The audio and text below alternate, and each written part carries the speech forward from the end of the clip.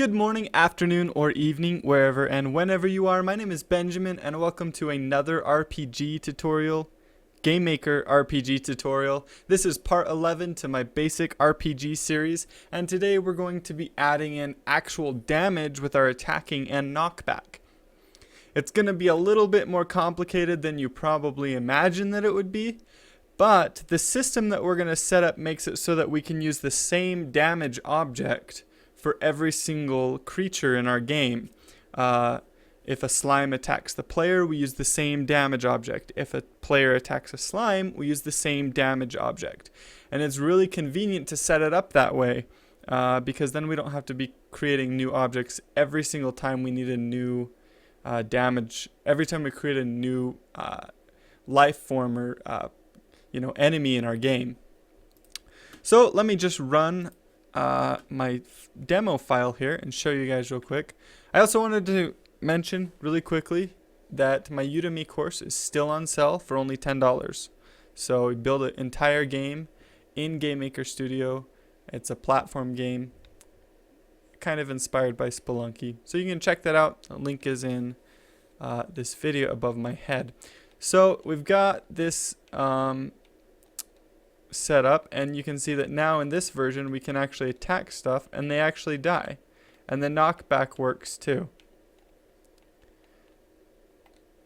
So the hitbox is a little bit, I don't know, maybe not perfect yet, but that's something that you guys can mess around with to get the hitbox perfect. It's I think this is a decent hitbox. Usually it's better to go in favor of letting the player hit the enemy than having them miss the enemy. So just a general rule for gaming, people would rather have it be unfair in their favor, so because then they won't see it as unfair. So what we're going to do first is we're going to create a new sprite. We're going to call this sprite damage. And for this hitbox, I'm just using a circle. I'm going to do a new sprite. It's going to be 24 by 24. So we're going to come in here.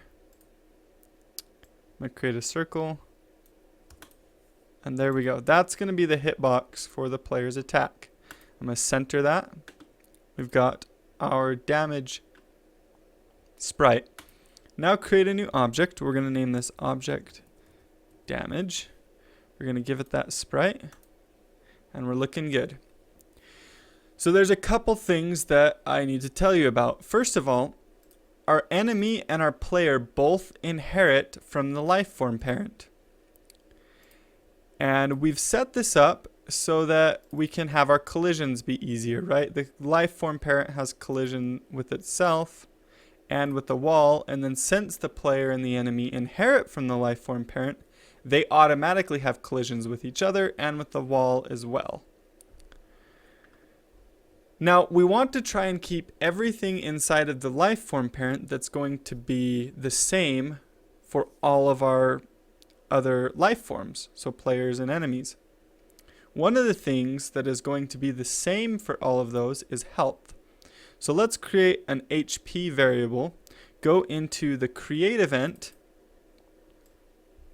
for our lifeform parent and do HP equals 3. So I'm just setting a base HP. You can change that if you want to in any of your, like in your player, you can give the player 20 HP instead of 3. It will just override this one. As long as you do it after the events inherited. So if you want to do that, you would come into after events inherited inside the create event for the player and do HP equals 20. Okay? Because it sets it to 3 right here when we inherit the event, and then we set it to 20 here. If we were to do it this way, like this, it would set it to 20 here and then inherit the event and set it back to 3 anyways. So that's generally why I have the inherited events at the top right here, because order does matter there. So we set up an HP variable inside of our lifeform parent. Now, another thing that's going to be the same for all life forms is dying, right? All life forms die when their HP reaches 0. So if you go into the step event for the life form, we can do if HP is less than or equal to 0, instance destroy. So just destroy yourself. If your health is less than or equal to 0, destroy yourself. Sweet. So now all life forms have hit points and all life forms can die, right? We've got that set up. Now what we need to do is we need to have the player create our damage object when he uses the attack. We need to have the damage object damage the slimes and also give them a knockback. So let's start working on our damage object. So let's add an event. We're going to add a collision. It's going to be with the life form parent because we want the damage to be able to hurt all life forms, right? That makes sense. Now we'll drag over a line of code and we'll say damage all life forms. Life forms. Is that one word? I think it is, yeah. Okay. So inside of a collision event, we have access to the object we're colliding with. And that's through the other keyword. So other, like this.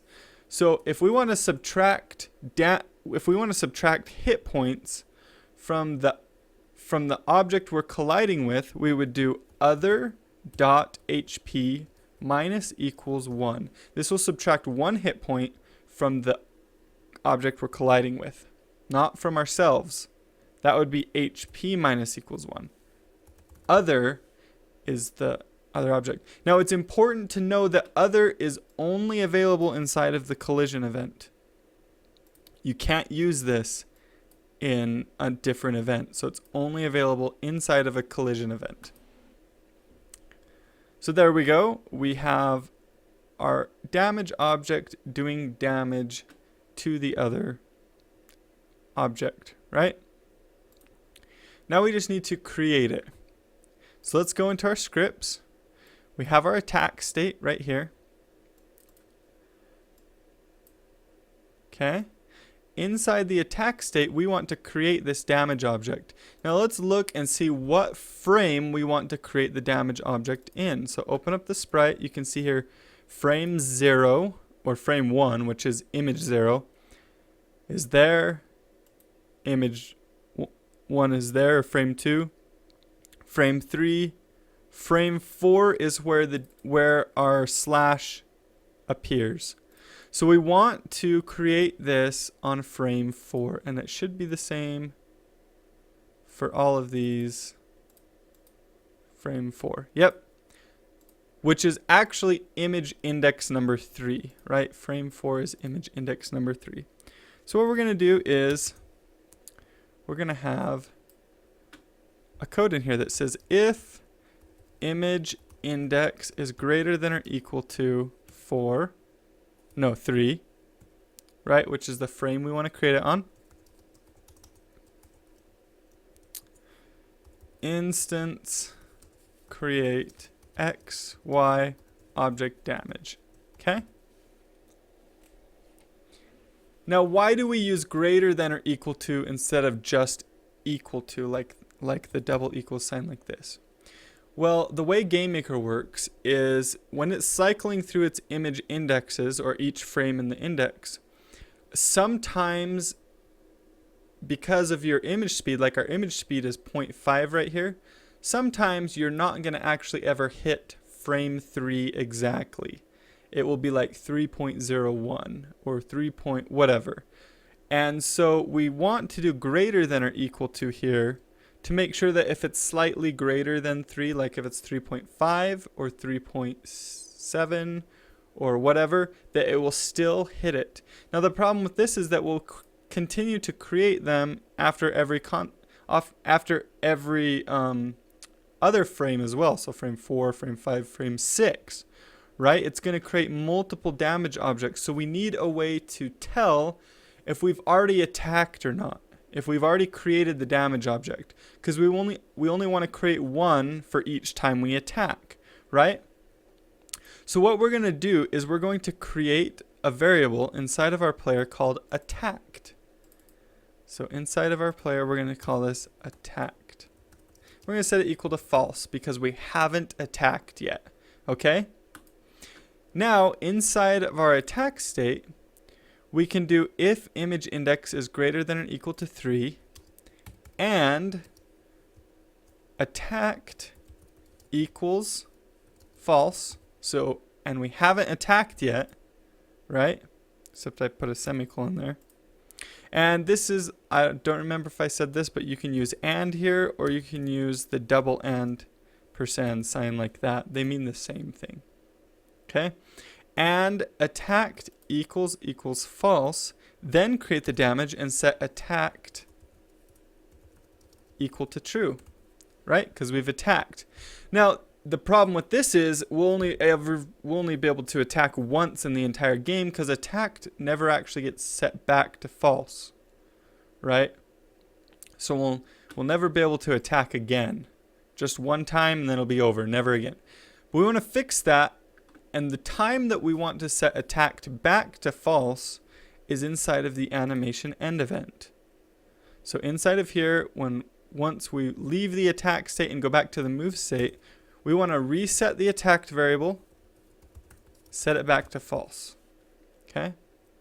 So let's try our game at this current state because we've added in the damage object. Our player now creates the object in its attack state, and the damage object has collisions with life forms, and it actually subtracts from their hit points, and the life forms can die. They disappear when they die. So let's see what happens here. It's not going to work. And I'll show you guys why. So we attack and nothing happens. That's not what I was expecting to happen. So we're creating the damage object, so that's good, but it's also just creating it right on our player, like right on his X position, which doesn't look very good. Doesn't really work that well, right? Looks like we're digging holes. So let's look at our object damage again. So we have collision with the lifeform parent, other.hp minus equals 1, right? Have the lifeform parent, its step event, if HP is less than or equal to 0, instance destroy. That looks good. Oh, I know what we did wrong. So because we're using the physics system, this damage object also has to be a physics object. So we want to click uses physics, but we don't want this damage object to work like a normal physics object. Normal physics objects, when they collide with each other, they both move away from each other and they try and find a collision point, right? What we're going to do is we're going to create what's called a sensor. So it's a collision object that detects a collision, but it doesn't actually push the other object away or anything like that. It just detects to see if there's a collision. So there's a little checkbox right here that you can see inside of the physics properties called sensor. You're just going to want to check that. Okay? Now let's see what happens. Now we should have some other problems, but let's come up to this slime. We'll attack. And it still doesn't work. That's interesting. Oh, there, it killed the slime.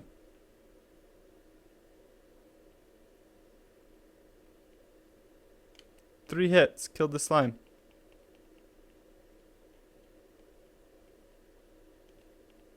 Huh.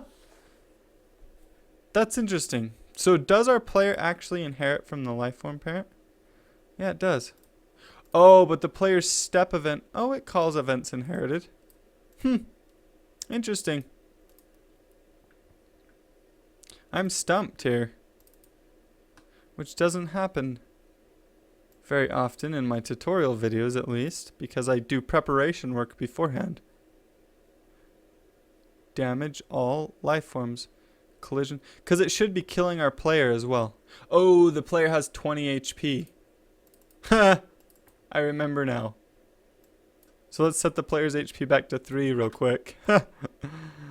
We set the HP to 20. I was like, this should kill the player too because it's hitting its own object. Right? 1, 2, 3. kills the player, and we get an error message because of the way that our slimes are chasing, or because of the way that our view follows the player right now. It doesn't actually check to see if the player exists. So that's something we should probably fix right now. Because what's happening is the player object doesn't exist in the room anymore, but the view is trying to get the player object. So it gives an error message because it's like, this object doesn't exist anymore. We can't get its X position or its Y position. So what we want to do is do if instance exists object player, then we move towards the player. Perfect. We shouldn't get that error message anymore. And I'm seeing something new that I've never seen before, which is that this appears to only damage the other object once, which is new for me. I would think that it's a collision event and that it would happen every single step, but maybe because it's a sensor, it only happens on the first step. It looks like our slime does the exact same thing, right? It's trying to get the player object, but the player object doesn't exist anymore. So we need to make sure that our slime, we fix that.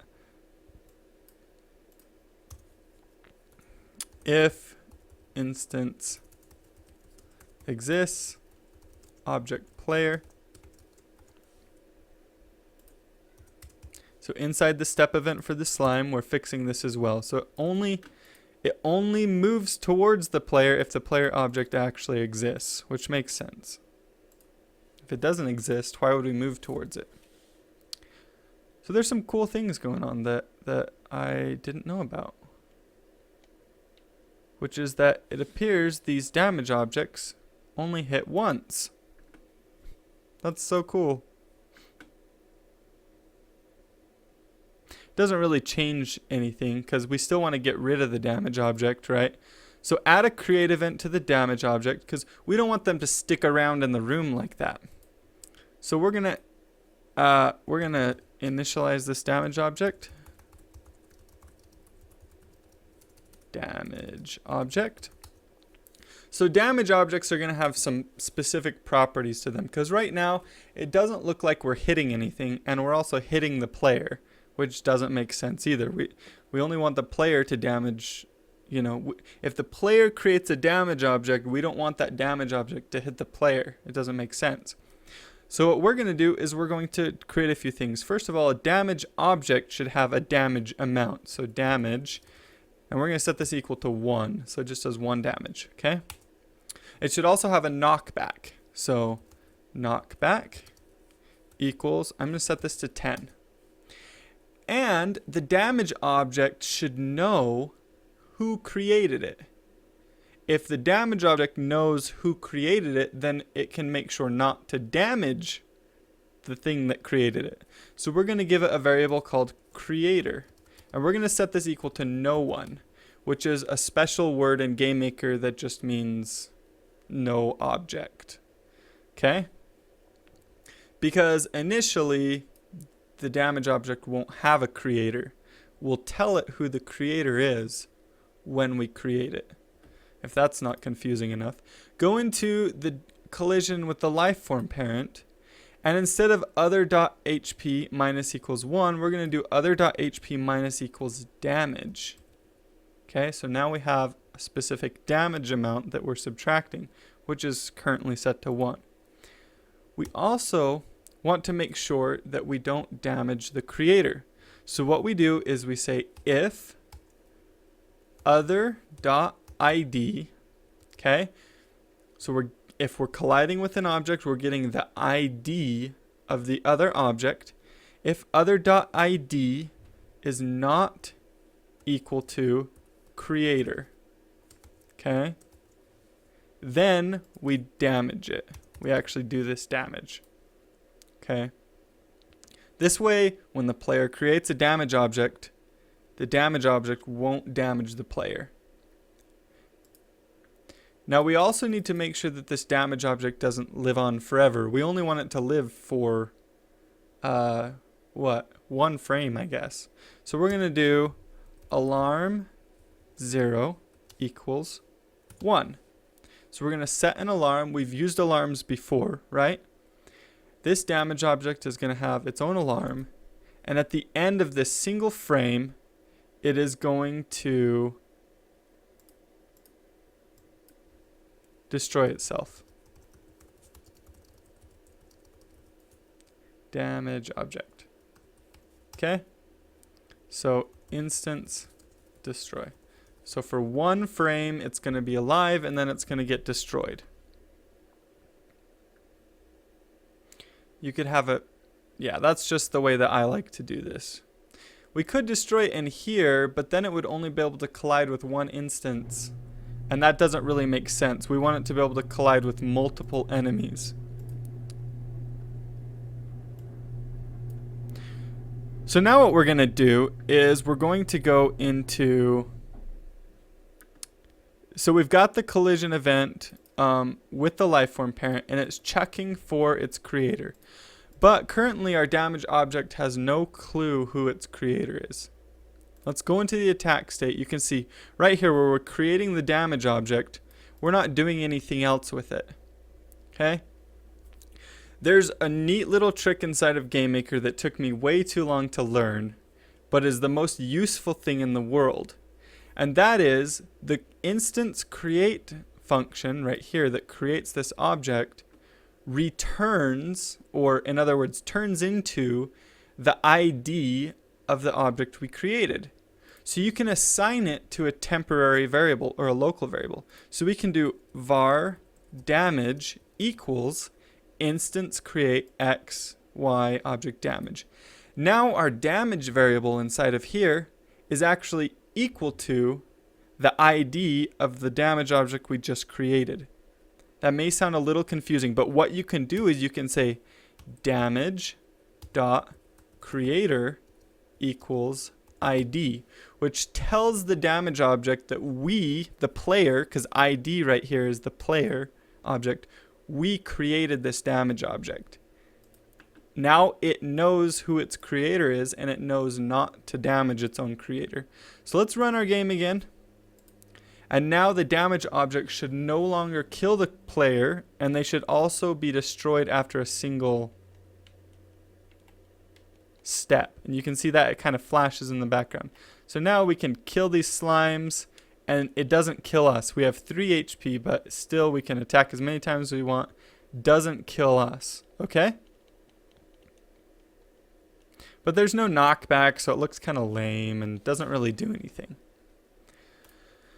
So what we're gonna do now, we're gonna add in knockback. Okay?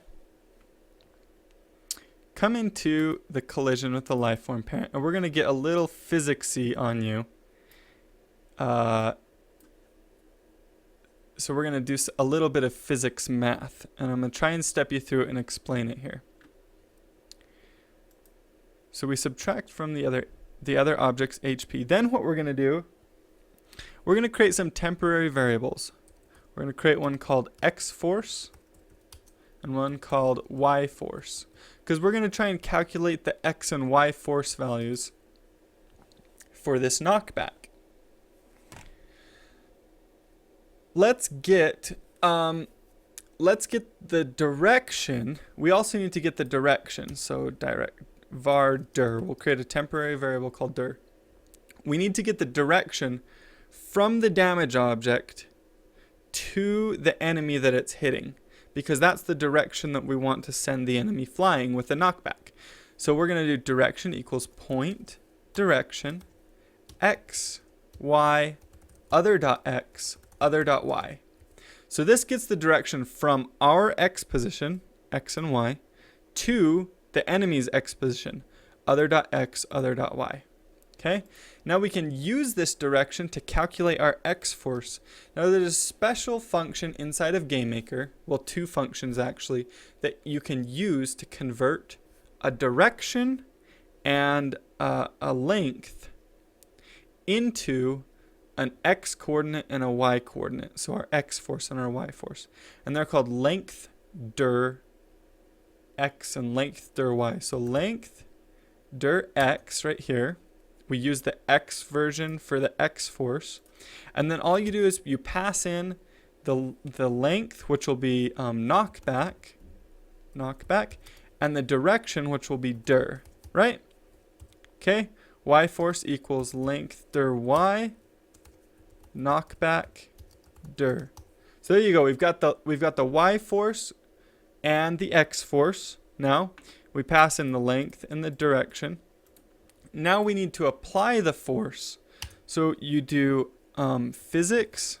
Well, let's see. First of all, we need to apply the force to the other object and not to us. And when you're calling a function inside for an other object, there's a special thing you need to do called with. So it's with other, and then you do brackets. Now what this means is anything inside of these brackets right here is actually going to be run, like the code is going to be run inside of the other object or the enemy object, not in us. So if we were to just do physics apply force, apply impulse is what we're going to do. Physics apply impulse right here, it would apply the impulse to the damage object. But if we do that inside of here with other, it applies the impulse inside of the enemy object that we're colliding with, the other object. So it's really important. So the physics apply impulse takes a few variables. The first one is the x position. Well, we just want to do x. Now this is a little tricky because x right here is the x position of the damage object, right?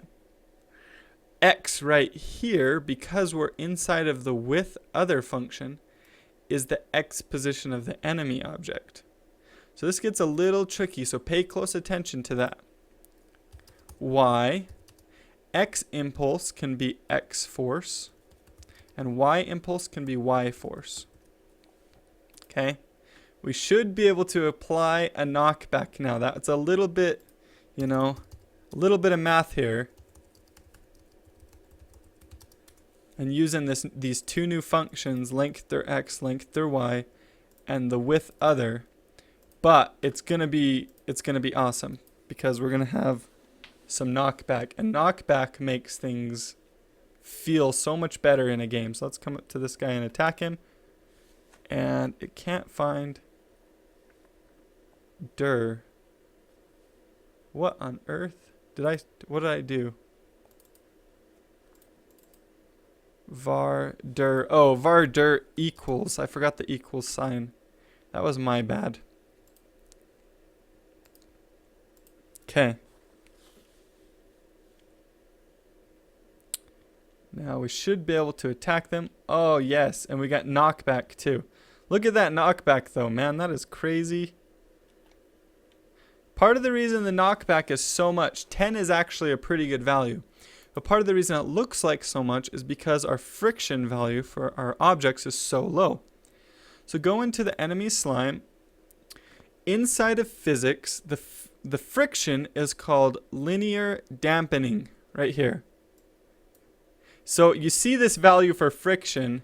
That's actually the friction between two objects colliding. So if your player's sliding along a wall, that friction will slow the player down as he slides against a wall. But just the friction on the grass, like with anywhere in the room, is the linear dampening. And we're going to set this value equal to 5. For both the slime and the player object. Linear dampening equals 5. Now let's run it again, and hopefully our knockback. Yeah, see, that looks better for a knockback. Knocking the enemies just a little bit, like that. Okay? This is a longer video, but it's worth it because it's going to add a lot to the game. Okay? So now what we need to do is we need to make sure that, because right now the player creates the damage object, but it kind of looks bad because it creates it right on top of the player instead of, it's not a very good hitbox. Because if we run the game, we can attack, but the damage object kind of appears like this. That didn't even hit the that should have hit the slime, right? But the damage object's just appearing in the same spot every time. And it doesn't look good at all. So what we need to do is we need to move where the damage object gets created. And we do that in here.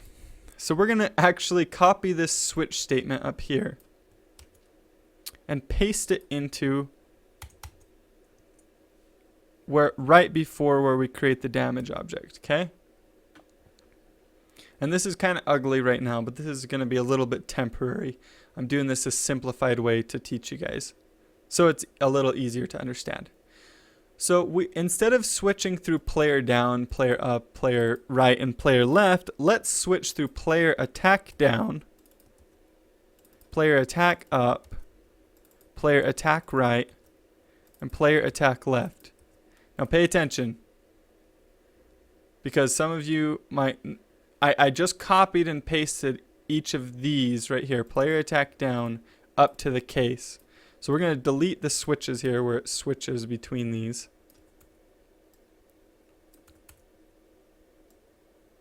And you should have this right here. If you want to pause your video to make sure you've got this, you should have case player attack down, case player attack up, case player attack right, case player attack left. You should have each of those. Now we're going to create the position where we want to create the damage object. And I'm just going to create some temporary variables. Actually, we need to tab this over. If you select the whole thing and press tab, you don't select the switch part actually, just all of the cases in this. This is just to help keep our code nice and organized and tabbed correctly. So we're going to create some temporary variables up here above the switch statement. Var xx equals 0, var yy equals 0. Then inside of each of these cases, we're going to choose where we want this object to be created. So for the sprite player attack down, we're going to do xx is equal to 0, but we want to do the, no, sorry, xx is equal to x. But for the y, we're going to do yy is equal to y, so our current y position, plus, and let's do 16. Okay? Actually, let's do 14. Now for attacking up, it's going to be similar to this. I'm going to copy and paste this. Except that instead of plus 14, we're going to do minus 10. And these are just positions that I found seem to work well. Okay?